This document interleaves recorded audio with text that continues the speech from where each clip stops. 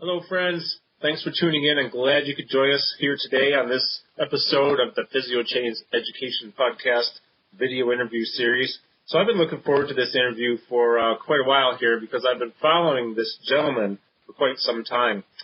He is a physical therapist, a licensed massage therapist, and also a fellow of applied functional science. And he also has a new book that just came out, and we're going to be talking about that today. We're going to get to that in a minute.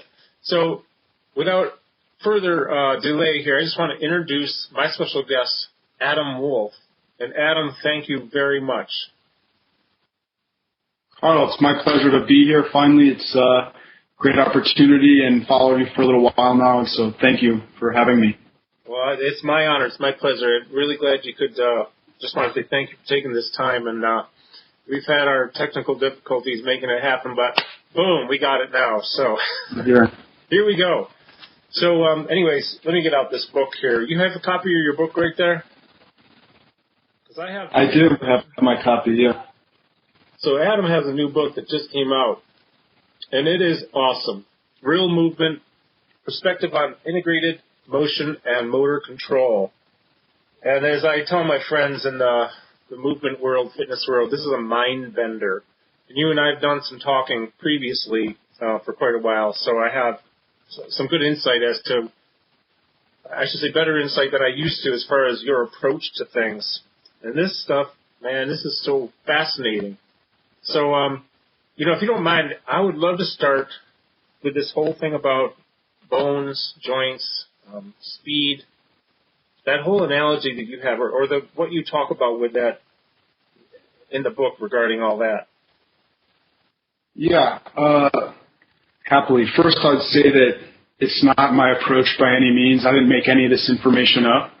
I just feel really fortunate to have learned from some great minds and one-on-one with a number of great clinicians and just people in general. So it's just frankly my take on everyone else's information. I'm good at synthesizing information. So I just want to throw that out there, really none of it is mine. And I'm really clear on making that distinction. It's important to me to give credit to everyone that I had learned everything from. So it's important for me to do that. And in fact, the book does that. The way the book is divided out at the end of each chapter, there's an additional readings list of a number of other things that talk about some of the stuff that we talk about in the book. What you were talking about, and I guess the real motion and the way integrated motion is what I like to call it, is the thought process of, as you said, bones move, joints feel or perceive that movement, and muscles react to that movement to control whatever movement it is. I think that's sort of the analogy that I like to use. One of the questions I like to ask my patients a lot is, when they say, what muscle are you working on or am I working on? And I say, well, how many oceans are there?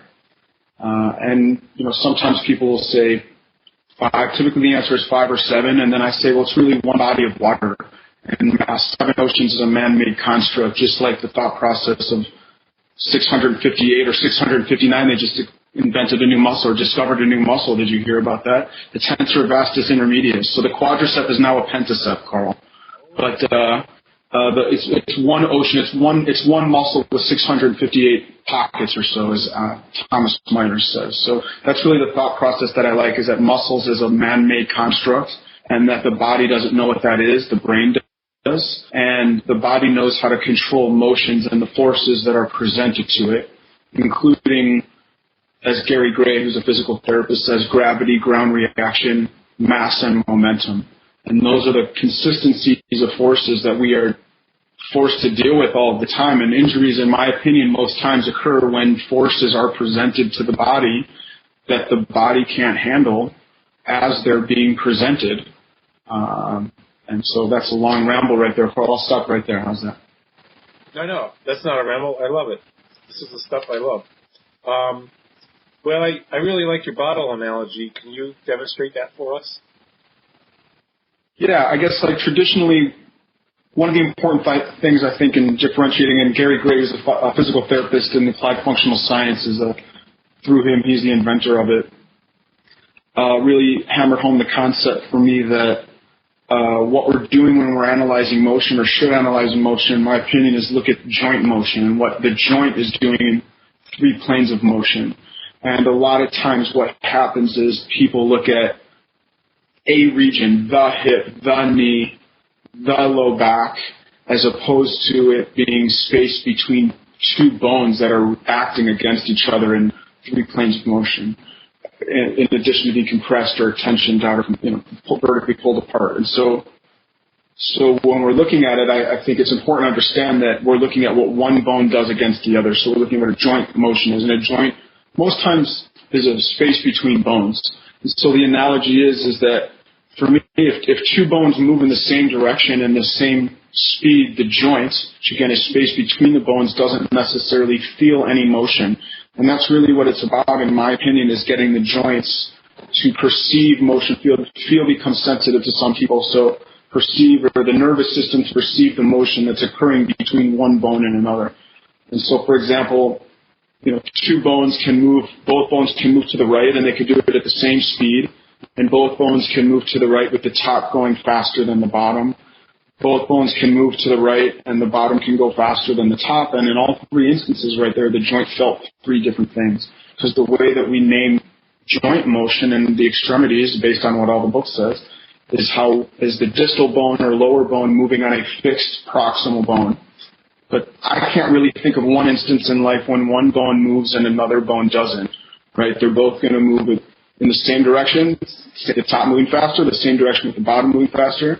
They're going to move in the same direction at the same speed, or they're going to move in opposite directions. And the reality of that is that based on that, the joint, just looking at how bones are moving, or two bones that make up a joint are moving, in my opinion, you can't just assume that the joint is feeling or perceiving that same motion, because it's dependent on where the drive is coming from. And what I mean by that is which bone is moving faster. Is it if everyone stands up at home, or if you take your left hand right now and reach it behind your body in space, and you look at me as you do it, you take your hand and rotate, you have created right cervical rotation in your neck, even though I didn't say to you, rotate your head to the right, but your simple act of your eyes looking at me in the computer, maybe you're looking at you, I don't know, but if you rotate here, your eyes are a driver keeping your head straight ahead, your hand is a driver creating this bottom-up motion into your neck, right? So if you take your left hand and rotate it left in space behind you, let's pick two segments. Let's pick C6 and C5. When you rotate your hand left behind you in space, your left hand rotates left in space. Or your thoracics rotate left. Your C7 rotates left, but not as far or as fast as your thoracics. C5 rotates left, but not as far or as fast as C7, right? So we get all the way up. C3 rotates left, but not as far or as fast as C4 until you get to the point, because your eyes are straight ahead, you feel right cervical rotation. And so that's what we could define as a bottom-up driver into your system, meaning the bottom bones move in that direction faster than the top bones. Okay, so if that's the case, and if you were standing up at home and you did that, and you took your left hand and rotated left in space behind you, I would expect your right foot to flatten out or pronate, and I would expect your left foot to supinate or roll out if you took your left hand, rotated left in space. And that would be considered a top-down driver into the system, into the bones below it. And top-down means the top bones move in a direction faster than the bottom bones. Okay, so again, if we pick two bones, let's pick your pelvis and your right femur. If everyone is standing up at home and they took their left hand and rotated it left behind them in space as far as they could, their pelvis would rotate left. You're going to do it. Great. So your lumbars rotate left. Your thoracic rotates left. Your lumbars rotate left, but not as far as fast. Your pelvis rotates left, but not as far or as fast. Your right femur rotates left, but not as far as fast. Your right tibia rotates left, but not as far as fast. Your right calcaneus everts, your talus dives down and in, and your right foot pronates. Or it should. And the fun thing about knowing that if it should is then you can see if it happens or not. And that's the power of understanding a driver, top-down, bottom-up driver. Because if I know what should happen in space, or when I drive you in space, if I know what should happen when I drive you into a motion, I can see if it happens or not. Does the reaction that I expect to happen or not? And if it doesn't, well, then I have to ask a question. And that's a question that's hard in our industry to frankly ask, I think, and that's why. Why is it not happening? Who's what's, when's, where's what's, those are easy. There's a lot of those. But the whys, I think, is one of the things that is special about integrated motion. And so getting to your point, all of that, just to get to this point, you asked me about the bottle. And so the analogy that I like, if, we've got this bottle of water here, okay, and I can take the top, if the cap here is the one bone, the proximal bone, we'll say it's the femur, and the glass here bottle is the tibia. So the space is the interface between the knee. We'll forget the patella, it's just along for the ride. So I can get the cap to come off the bottle in 5 different ways. Okay, just like what that means are equating to bones being able to move, one bone being able to move on the other to have the same feeling or motion in the joint in 5 different ways, and that's per plane of motion. Okay, so this is just going to be the transverse plane, and this happens in all 3. So the bottom bone can stay fixed, the glass can stay fixed, and I can twist the top bone up. So I can the fixed distal, moving the proximal, the cap comes off. Okay, we can fix the proximal. I can hold on to the cap. I can twist the bone off, the bottom bone. So fix the proximal, move the distal for the cap to come off. Those are 2 ways. I can get for the cap to come off, both bones, both the bottom and the top moving to the right, but I'm going to get the bottom bone doing it faster. So both bones in the same direction, but the bottom bone goes faster for the cap to come off. Okay? Both the bones can go where the glass and the top can rotate left, but the top can do it faster as that happens and the cap comes off. There's 4. And then they can go in opposite directions. One can go one way, one can go the other way, and the cap comes off. Okay? And so that's equating bones being able to move against each other. And essentially, that for me is important because just assuming, again, to wrap this up to your first question, just thinking about bones moving, real bone motion, doesn't mean the joint is feeling that relative motion. So bone motions versus real bone motions versus relative joint motions becomes really important. Oof, that was a lot. I'm going to take a sip of this water. No, I love that, man. I love it. It's actually when I stood up and I went like this, I did go into eversion or pronation. And actually, so if I kept looking forward, then I had a top down and bottom up going on, right? Because I've got exactly, yeah. And most times in movement, there is top down and bottom up going at the same time. Generally speaking, of course, there's deviations, but when your foot's hitting the ground, that reaction from your foot hitting the ground is a bottom up motion for most of the lower extremity. And just understanding what should be happening at any zone. Or any movement, I can see if it happens or not. And injuries occur, in my opinion, again, when forces are presented to the body that the body can't handle, when you're sort of trying to transition out of a movement, when you're Gary Gray talks about load to explode. So when you're going into a movement and then on the way out, it should be coming out and you're still getting loaded with movement or with forces, gravity, ground reaction, mass momentum, and injury occurs because of that. Typically at the transitional zones, is what they're called. So it's important, in my opinion, to be able to differentiate relative joint motion versus real bone motion because, again, and often there's a bunch of examples. It looks like one thing's happening, but the exact opposite is what the joint is registering or feeling. Yeah. So this is just really interesting, the relationship between all these different things, right? It seems like it's infinite because early on in your book, you talk about, in fact, I did it a couple days ago. I stood up. Because I have this, if I'm not careful, I could exhibit some of the kyphosis I have, which I'm working on correcting. I don't want people to see it. Like the rest of society, my friend, yeah. I don't want people to see it. I don't want to have it, so I'm working on it. But it was interesting. So let's say I'm standing right now, but I'm not. But let's say I am. Bring my arm up to the first point of resistance. This is my right arm. Step forward with the left leg. Get the right leg into extension. Boom.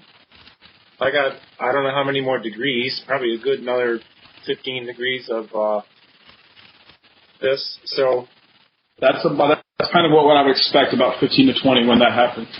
And of course what I'm referencing here is the relationship to hip and shoulder function, and how it affects shoulder. I mean, there's a bunch of hip and shoulder relationships that are existing. So, from an integrated lens, we could take advantage of them in a bunch of ways. When I rotate like this, and take put my hand in my femurs on my side, and I do glenohumeral external rotation. If I don't think about it, well, my opposite hip is externally rotating a lot of times. It can happen. So my same side hip is internally rotating as that happens. And so we could take advantage of that if we know what to look for and if that happens. And the example that I give all the time is, the person that impinges in the front of their shoulder when they're taking dishes out of their dishwasher and putting it up into the cabinet, and they impinge in the front of their shoulder, and they've got that kyphotic position. And so, for me, I equate it to wants and needs. If your shoulder hurts, that's the site of the injury, the victim, as I call it. The criminal's site of the injury is not the cause of the injury most times. I think that it's most times a joint or two above or below. So understanding hip and shoulder relationships, if you've got a lot of kyphosis, you probably got shortened anterior tissue, which means your hip flexors are probably a little tight. And, so if you have a tight hip flexor, you're not going to be able to get as much shoulder extension. So if you come to me, it comes to wants and needs for me a lot of times, as I said. So if you come into me, you want me to rub on your shoulder, and that's all I do. And you need me to work on your hip, and all I do is give you what you want, which is rubbing on your shoulder. You're going to leave unsatisfied, right? But vice versa, like if I come in and I give you only what you need, which is for me to work on your hip, knowing that if I can get your hip into more extension, that's going to create more lumbar extension.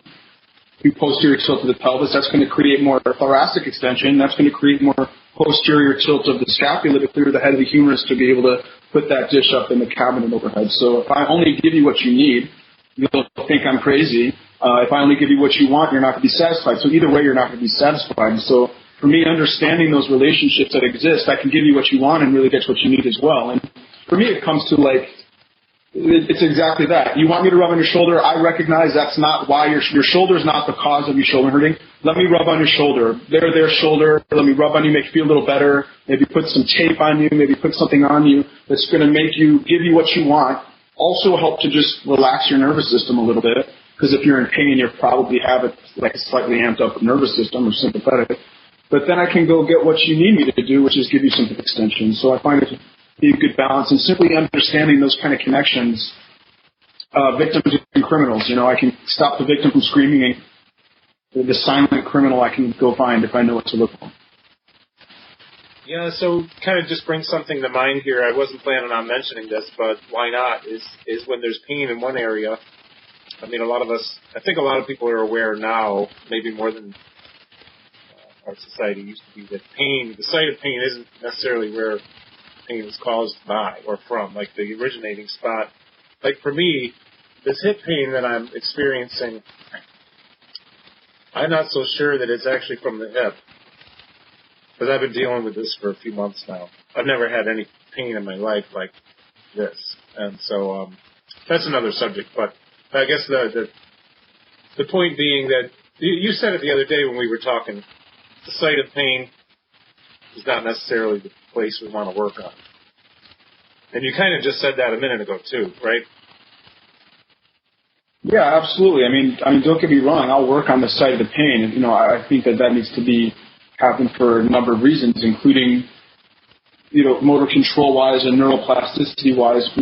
Pain science talks about, Lorimer Mosley and David Butler talk about people in chronic pain or in pain in general have what they call a smudging in your motor somatosensory cortex. Your representation to the distribution of your body becomes less in those specific in the part that hurts. So you lose representation in your brain. You lose proprioceptive awareness. So working on an area that is in pain, I think there's a ton of value to it. I think a great study that I just came across not too long ago. I mean, by the way, most people give me great studies and hey, you need to read this. I think it's going to help you out. But one that Steve Capobianco from Rock Tape showed me was one about two-point discrimination in the thoracolumbar fascia in people that have low back pain. I find it fascinating that people that have no low back pain in this study were able to differentiate two-point discrimination, meaning touching 2 points.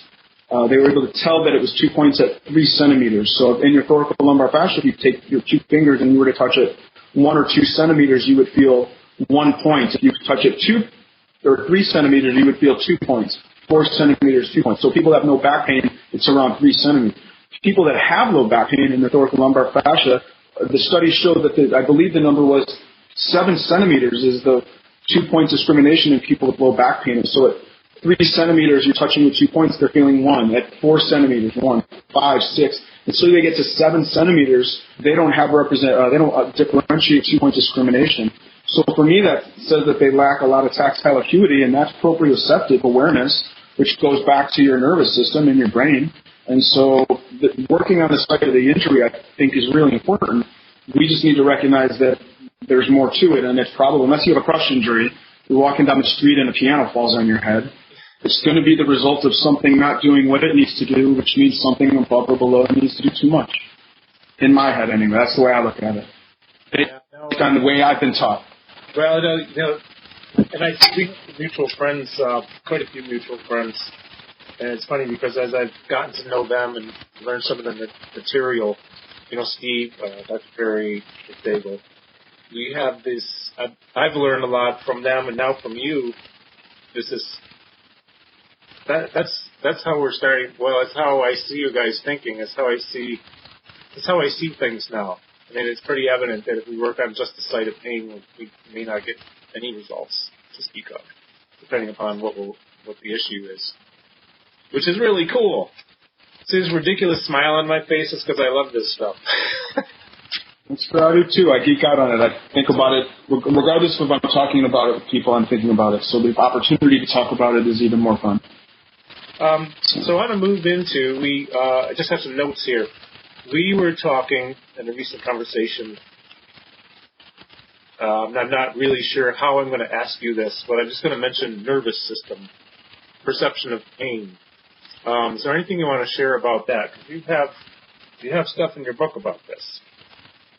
Yeah, I mean, the thing about the book is that it really is, of the number of topics that I touch upon could be and are well more than weekend-long courses. The book is really just designed to be an introduction to a number of these ways. As I've said, I've been really fortunate to have learned with and from a number of, frankly, great clinicians. And a good friend of mine, Dr. Nick Studholm, is a chiropractor in Colorado, really opened me up. And I think his quote says it best, and that's, we open up a neurological window for people. And there are, to then go ahead and make changes in their nervous system, because a lot of times, research shows that pain produces inhibition. We know that happens. We know that pain produces inhibitions in the body. And when that happens, if there's something that's inhibited, it means that something is inhibiting it. And so the ability to understand some of those relationships that exist again,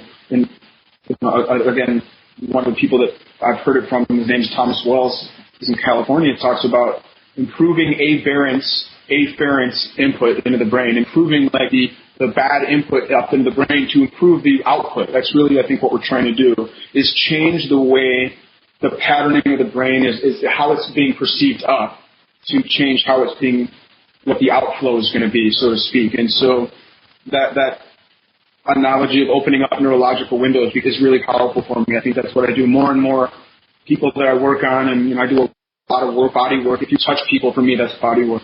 I do a lot of body work, and the more people I work on, the less I really think I'm affecting structure most times.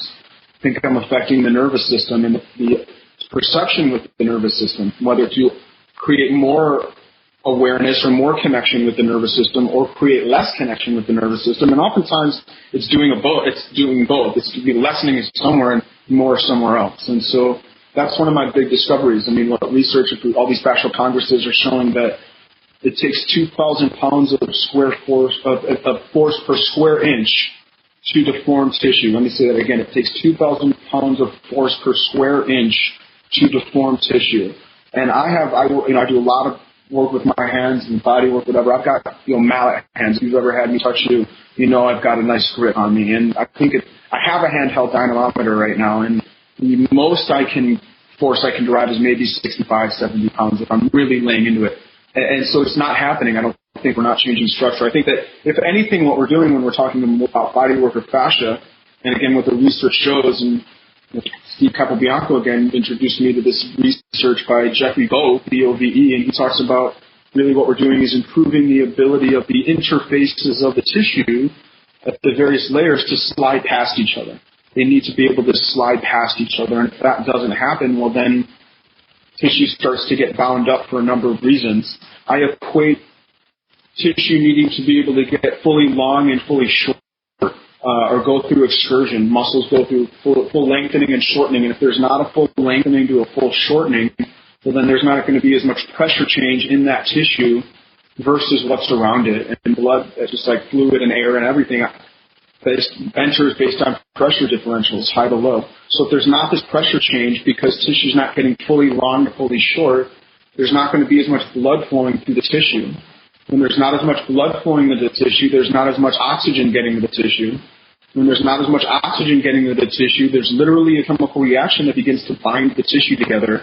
What my friend Ethan Christworth in California taught, or I heard him refer to it as a Velcroing effect, and I don't believe that comes from him, but it's a powerful. So these layers of tissue that should be able to slide past deep over superficial, and what's next to it should be able to slide when it can't, because the tissue's not getting fully long to fully short. Let's say that you hit your hip, you hit your elbow, whatever you hit, it hurts to go through motion. You're not going to go through the motion. You're going to move around it. You're going to shorten the tissue. Then this reaction occurs in the tissue that starts to bind it together. And then when you have to go there, it hurts. You don't want to go there. And then there's pain and avoidance and fear and anxiety. And all these pieces start to play into it, let alone protective. And then on one side of the joint, there's a protective adaptation in the tissue. So now there's tissue that's shortened on one side and lengthened on the other side. And then that goes to nervous system principles of shortened tissue. Most of the time is going to be more connected to the nervous system than lengthened tissue. And so then there's this whole effect that takes place. So, again, we're affecting the nervous system or the perception of the nervous system on how the input is perceived up into the brain, I think, to open up that neurological window, as Nick says. And then for me, the question becomes, so what do you do about it? And that's one of my favorite questions. So once you have this access, and there's a bunch of ways to, as I've heard it called, hack the nervous system is what Dr. Andrea Ospina talks about. And there's a million ways to do it, but then what do you do with it once you have that access? And I think that that's some of the power of, frankly, understanding integrated movement and being able to improve the way somebody moves, right? Once you give them motion back through a combination of tissue that needs to work together to control a force that's presented to it, you need to preserve it. You enhance that motion, you need to preserve it. You do that by loading a movement. And that's really the thought process that I use. You actually went right into what I was going to ask next. It had to do with the sliding when we talk about fascia. So, yeah, that's just fascinating to me. You were talking in a recent conversation a couple of days ago. We were talking about another thing I found interesting about muscles and opposite direction. Yeah, I'd love to have you cover that too, just because muscles, it's very fascinating as well. Yeah, like tying it into sliding, we could tie it into the fascia and sliding. Muscles, tissue goes opposite first in most instances. If we're thinking what I call a one ocean mentality versus a seven ocean mentality, meaning it's one body of tissue that the motion's not muscles, then the body lengthens before it shortens. If I'm going to have you stand up and they joke that you and I we'll do it for everybody at home. We'll have a challenge for everybody at home here. So what I want you to try to do is stand up on 3. Everybody, that should be fairly easy for everyone. But what you're not allowed to do when you stand up is go forward or down. You have to go straight to the ceiling, okay? So move forward in your chair, psych yourself up, position yourself however you need to. Whoever can do it at home can have a free copy of my book, Real Movement, Perspective on Integrated Motion and Motor Control, okay? You have to video yourself doing this stuff. On 3, go ahead and try to stand up. And don't go forward or down, go straight to the ceiling. 1, 2, 3. You can't do it is the point. There's going to be a forward and down movement when you go. And so then as I'm teaching, so the example that I give is, let's go ahead and, we all seen the movie Caddyshack, be the ball. We're going to be body parts right now. You're going to be the bottom of your foot right now. And what I want you to do is go ahead on 3 and stand up, but let yourself go forward or down. I want you on 3 to just barely stand up, barely get your butt off the chair, just barely get it up off the chair and stop. And tell me what you feel on the bottom of your feet. 1, 2, 3, go.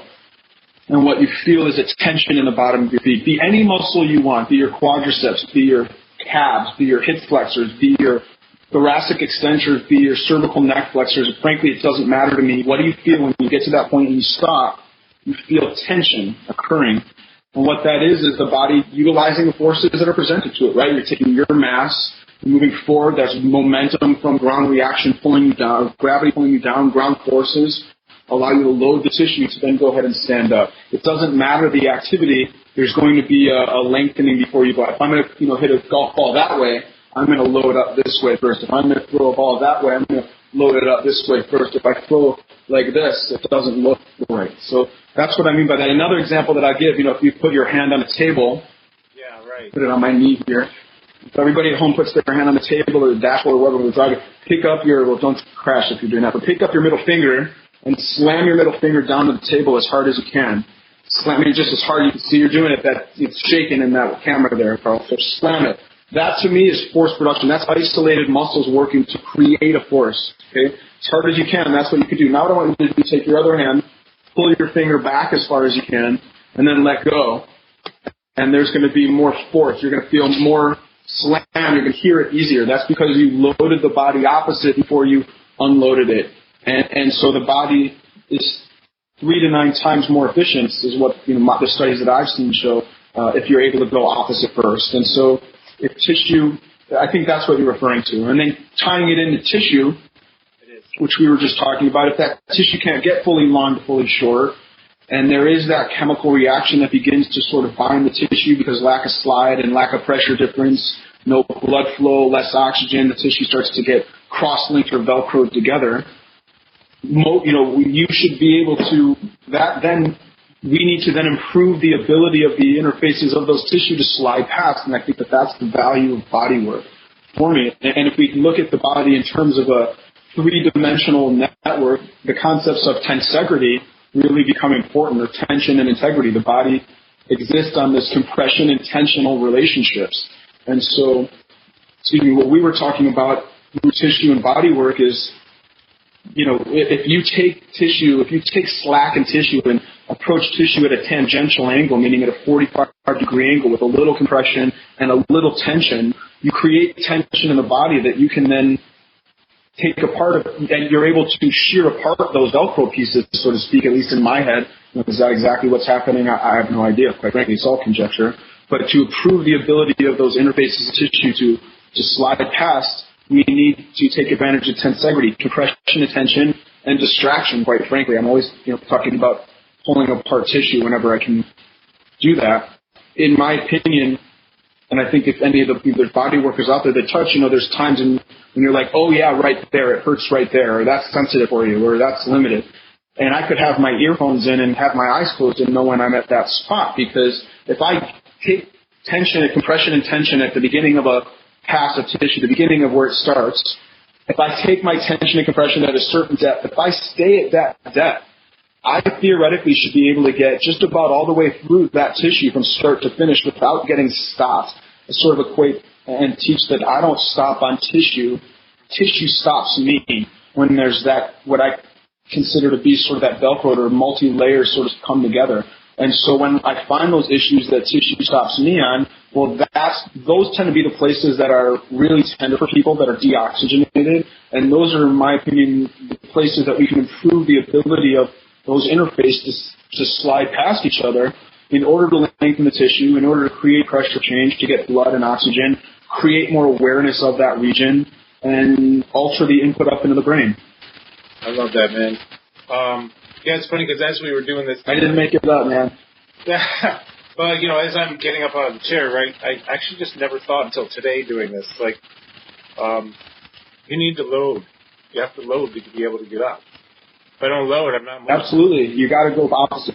Yeah, it's important. It's really important to go opposite anytime, anytime. And that concept right there, we could talk about for 2 more hours, just loading opposite to be able to create reactions in the direction. One strategy would be to use that muscle you're trying to strengthen in isolation to get it short, but another is to, in integration, load it farther to where it wants to go, where it's comfortable going, to then come back out and create a reaction the opposite way.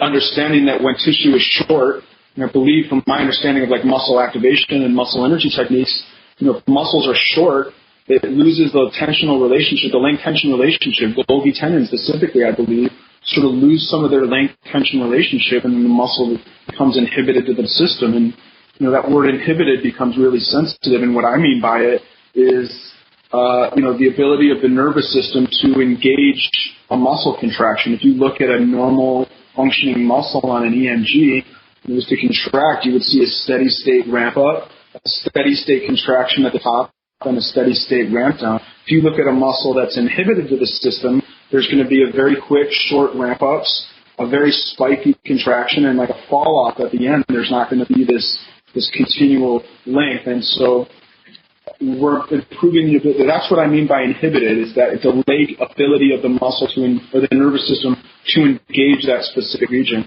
And so we can improve that ability by changing input up can change the output. So, it just occurs to me, this is something I've taught in a lot of my workshops, and it just occurs to me how important gravity really is, because without it, we ain't going anywhere, right? So, the analogy I use, I didn't make this up, and I can't remember who did. Somebody, anyways, you're a pitcher, right? Wind up, boom, load, pitch. So is gravity our friend? Well, put me in a harness and suspend me 1 foot off the floor, see how far I can throw it and how accurate. We just found out gravity is our friend. We use it to load. That's kind of cool. Absolutely. Yeah. So. Ida Rolf, who invented structural integration, talked about existing in a gravitational field and being able to work with it or fight against it, and trying to optimize the ability to work with gravity as opposed to fight against it. But it's a constant in life. It's one of those things that we can anchor to as a consistency across disciplines. Gravity is there. We need to work with it. It's always going to be there. People, when they come into me and they're like, "Oh, arthritis, I have knee pain. My arthritis in my knee." I ask them, "Does your knee hurt you all the time?" And sometimes people say, "Yeah, my knee hurts me all the time." I say, "Okay, well then, it's arthritis." But people say, "No, it doesn't hurt me all the time." I say, "Well, your arthritis is with you all the time, isn't it?" And they say, "Yeah, so if you take gravity away, if you went out of space, do you think you'd have knee pain?" And the answer is probably no. And then that goes into how we work within gravity and these compressional, tensional relationships that exist because of tensegrity and the spiral nature of the body. We can take advantage. Gravity is our friend. It can be our friend if we want it to be. Yeah, it's interesting, and I'm going off. I actually didn't plan on saying this, but it just makes me think of something else. I was in London back in August teaching at Parkour Generations, actually teaching a movement efficiency workshop to people who are very efficient at movement, like way more efficient than me. But we got into some real interesting conversations about their navigating all the kind of fancy stuff they do, which is so cool. Dan Edwards, we had a really interesting conversation about gravity and using it to our advantage. Learning how to work with it. I think you can. Yeah, very cool. Very cool. Absolutely. Gary Gray says gravity, ground reaction, mass momentum. I mean, that's what he's really instilled. And those are the consistencies that the body is always working to control. And again, injury, in my opinion, most times is going to occur when you can't handle at least one of those 4 forces: gravity, ground reaction, mass momentum. This is awesome. And I'm just looking at my list. We covered everything on my list except a couple things. I want to, first of all, ask you if there's anything more you would like to share with the audience. Any kind of takeaway message. We're going to talk about your book more in a minute, and your website and your workshops. Those are on my agenda. Yeah, takeaway message for me is just, lifelong learning. I think that's really important for everybody, and stuff that everybody does works some of the time. Everything works some of the time. So to have a big toolbox, be able to understand this integrated lens, it's really just going to, frankly, I feel it is a lens in which to look through movement at that's going to be able to enhance everything that you're already doing. So, again, the book is really written, frankly, it started as an adjunct to my classes that I teach, and people were saying, "Hey, where can I get more information on this and this and this?" And I would say, well, there's not really one place. So that was one impetus to kind of start with the book, and it's truly just meant to be an introduction and, again, my perspective on these seemingly various topics and how they do really relate to each other. And the word perspective in there, a perspective on, is quite frankly, it's a shout out to Moshe Feldenkrais, who I've found a lot of inspiration in, and I've read a number of his books, and a lot of his are a study in or a perspective on, and so that's why I chose to choose that name. And the Real Movement is because my business is called Real PT in Chicago. Well, if this is just an intro to everything, I can't wait to see what else you write in the future. Well, again, it's just, go learn it. I want you to learn it from everybody that I learned it from. That's quite frankly, and that's truly that's why at the end of each chapter there's an additional readings list. This is meant to be a stepping stone to go learn from those people. I've got permission from a number of my mentors to talk about their work and how I put it together. And so that's what this kind of turned into. It was a lot of fun. I'm glad it's not. I know what I want to add. I think it's going to be a stepping stone for me too, hopefully. So we have, obviously, we're doing video right here, but the audio version of this goes on my iTunes, So for those who are watching, you can see, okay, I have the Kindle version of Adam's book, A Real Movement, Perspective on Integrated Motion and Motor Control. He's got the other book there, the non-Kindle version. And so let's talk about your courses and websites. You have, first of all, your website is biomechanicaldetective.com. Correct? That's correct. Yeah, Biomechanical Detective is sort of a cutesy name that I took on a few years ago. So yeah, I don't feel like it's all encompassing enough, really, honestly, but it works for now. So yeah, biomechanicaldetective.com, and I've got a link to the book and the e-book version. There's also, I filmed my 2-day course that I teach this past summer, and so had it professionally videoed and edited, and so that's for sale as well. It's condensed down to 3 hours and 40 minutes. So you can purchase that online at my website as well. And I teach a number of courses. Teach for Rock Tape, which is a great company to work for, an adhesive elastic tape, kinesiology tape. They have a number of different movement-based courses. Sort of the joke is we tricked you to being here. We're really going to talk about movement within the context of taping and all these other things. So teach for Rock Tape. I teach for some courses for Medical Minds in Motion and cross-country education as well. Some 1-day courses for them. And just starting to put out my own 2-day courses now. I'm organizing it on my own. So I've got a number of those scheduled this year. So if anybody is interested in me coming and teaching or talking to their group or company, just let me know. Email me. We have social media. And on social media and Instagram as well is also Biomechanical Detective. You can find me there. Okay, yeah. I'm going to help you get you out to the East Coast here. We got to set you up. You need to be here. Excellent. So we got the website, biomechanicaldetective.com. I'll have a link to that on the screen. And I think that's about it, man. People, you got to go out. It's fun, man. Glad we made it happen. I'm going to go show this one more time. You got to go out and buy this book. It's really great. I started reading it 2 nights ago, and I'm up to chapter 5, and it's hard to put it down. So I really appreciate this. Yeah, awesome. For those, I just have to tell, we actually did this interview 2 days ago, and we had a technical thing where Adam's box didn't show up, and you can't see him. And it's important to me to be able to see because we have things to demonstrate. He demonstrated the bottle analogy and a bunch of other things. So I'm really glad. I think we got a winner on this one, though. So thanks for taking the time. Otherwise, I was going to just do it in my underwear next time. No video, just underwear. Next time. Thanks, Carl. This is fun. Yeah, next time we'll be face to face. We'll set up a real camera and do it in person. But thank you again, Adam. I really appreciate you taking this time. If you don't mind, just stay on after my pleasure. The video. Stay on for a minute. No problem. Thanks for tuning in, and stay tuned for more from Adam in the future. I can guarantee you that. All right, so thanks again for tuning in. Have a great day.